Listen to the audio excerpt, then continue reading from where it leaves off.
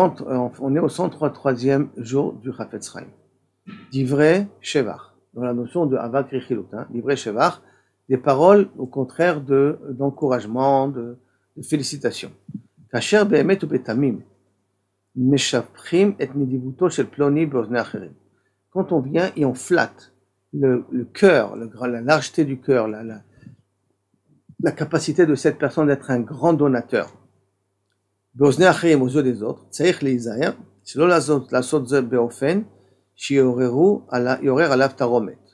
מצד בני משפחתו, il faudrait faire attention que quand on ramène ou on félicite cette personne, que les gens de la famille ne vont pas lui en vouloir. Quoi?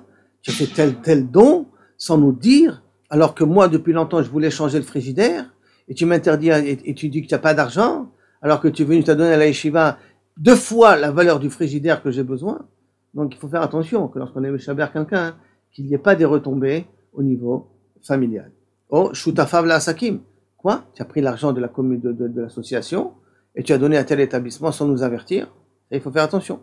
Shotani divut ba'a acheshbonam, que chas v'shalom, que cette générosité ne vient pas sur le dos des autres. D'accord? Et à ce moment-là, ils ont le droit de se plaindre. Mais nous, on a causé, en racontant l'histoire, que des gens ont commencé à se haïr mutuellement, puisque j'ai créé la Gizani à travers ce Lashon Hara. Shemeshaprim nadiv v'nochechut ishto, quand on félicite donc un donateur devant sa femme, ou Mishiu Metzaitzav, un de ses descendants, Al-Trouma Nediva Bimiuchat, sur un don très particulier, 2 millions de dollars il a proposé, Alou la davar leorer baem et argasha, ça peut donner des fois un sentiment, Shehu nohek beparzanut bekespeh mishpacha, c'est un dilapideur de l'argent communautaire, de l'argent familial. Donc il faut faire des fois attention quand on est méchaber, vous savez combien de dons il a fait? 2 millions de dollars. 2 millions combien? 2 millions de dollars votre mari il a fait. Ah bon, j'étais pas au courant. Donc, il a dit au fond d'elle, il est en train de dilapider tout notre argent. Bien que lui sait gérer, il a le droit entièrement de décider qu'est-ce qu'il fait.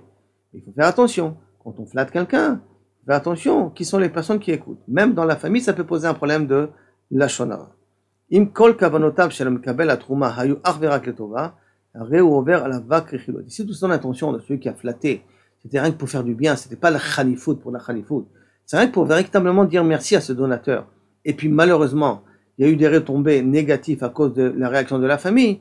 Alors ça s'appelle pas du lashon hara mamash, ça s'appelle du avak lashon hara.